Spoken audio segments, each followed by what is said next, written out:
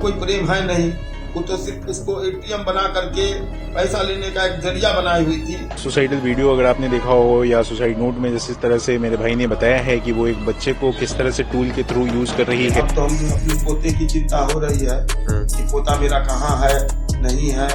पोते के लिए हम लोग को कर्नाटका पुलिस के, बेंगलोर पुलिस के द्वारा कुछ जानकारी मिली है कि वो फरीदाबाद के बोर्डिंग स्कूल में है। तो जब अतुल सुभाष के पेरेंट्स ने बात उठाई तो कोर्ट ने उन्हें स्ट्रेंजर साबित कर दिया। जी हाँ दोस्तों, कोर्ट ने उन्हें स्ट्रेंजर का दर्जा दे दिया है। दोस्तों अगर हम इस सिस्टम को देखें तो अगर इस प्लेस पे कोई लड़की होती तो कोर्ट नोटिस भी जारी करता, एक्यूज को सजा भी देता और एक्यूज को कभी बेल पे भी नहीं छोड़ता।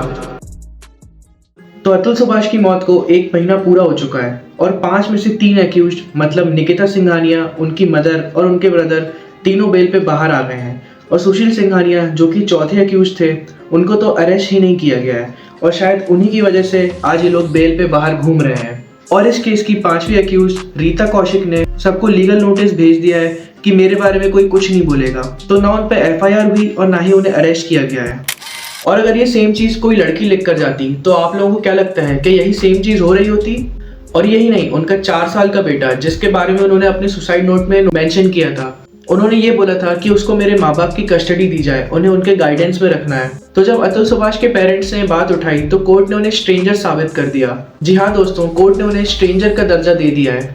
और क्या ये ठीक है कि 4 साल का बच्चा एक बोर्डिंग स्कूल में पढ़ रहा हो? ये चीज बताई है अतुल सुभाष के भाई ने। सुसाइडल वीडियो अगर आपने देखा हो या सुसाइड नोट में जिस तरह से मेरे भाई ने बताया है कि वो एक बच्चे को किस तरह से टूल के थ्रू यूज कर रही है, वो अभी भी बेल से आने के बाद भी उसे टूल की तरह यूज ही करेगी। जिस तरह से मुझे बेंगलोर पुलिस ने ये हेवियस कॉर्पस में उन्होंने रिप्लाई फाइल किया है, उसमें बताया गया है कि बच्चे को जो है वो एक स्कूल है सतयुग दर्शन स्कूल फरीदाबाद में, उन्होंने उसमें उसको डाल रखा है।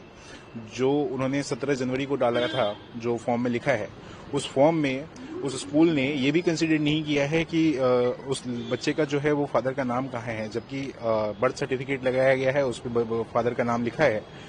तो ये क्या मैनिपुलेशन नहीं है कि बच्चे के नाम फादर का नाम लिखे होने के बावजूद भी उस एडमिशन फॉर्म में उसने फादर का नाम कंसीडर नहीं किया है? तो ये स्कूल जो है वो एक 3 साल के बच्चे को कैसे जो है वो एक बोर्डिंग स्कूल में रख सकता है? वो नर्सरी क्लास में बच्चे को रखा हुआ है। ये मदर जो है वो कैसे अपनी एक 3 साल के बच्चे को अपने से दूर होने दे सकती है? ये एक क्वेश्चन है। तो यकीन मानिए दोस्तों, उसका एडमिशन बोर्डिंग स्कूल में तब हुआ था जब वो 3 साल का था। तो आप लोगों को क्या कहना है कि 3 साल के बच्चे को बोर्डिंग स्कूल में डालना चाहिए था या नहीं? और ये जो कोर्ट है जो उन्हें स्ट्रेंजर्स बता रहे हैं उसके ग्रैंड पेरेंट्स को, तो ये असलियत नहीं है कि कोर्ट्स ने ही अलाउ किया है उन्हें स्ट्रेंजर बनने में। और ना अतुल सुभाष से और ना अतुल सुभाष के पेरेंट्स से उस बच्चे को कभी मिलने दिया गया, और ना कोर्ट ने कभी उंगली उठाई और ना कोर्ट ने कभी नोटिस जारी किया इससे रिलेटेड। पर मेन बात तो ये है कि किसी बच्चे के दादा दादी उसके लिए स्ट्रेंजर कैसे हो सकते हैं। तो दोस्तों अगर हम इस सिस्टम को देखें तो अगर इस प्लेस पे कोई लड़की होती तो कोर्ट नोटिस भी जारी करता, एक्यूज को सजा भी देता और एक्यूज को कभी बेल पे भी नहीं छोड़ता। तो hats off to you system. तो अगर हम इस चीज को साइड रख दें तो अतुल सुभाष ने काफी एविडेंस भी दिए हुए हैं, तो उन पे भी इन्वेस्टिगेशन ढंग से नहीं करी गई है। तो ये चीज हमको ये दिखाती है कि हमारा सिस्टम कितना ज्यादा करप्ट है। तो सुप्रीम कोर्ट ने ग्रैंड पेरेंट्स को स्ट्रेंजर्स तो कह दिया, पर 4 साल के बच्चे की दादी का ये कहना है कि वो उससे आखिरी बार तब मिली थी जब वो 2.5 साल का था और आज वो 4 साल का है। और निकिता सिंघानिया भी इस बात से एग्री करती हैं कि उनका बेटा हरियाणा में एक बोर्डिंग स्कूल में है।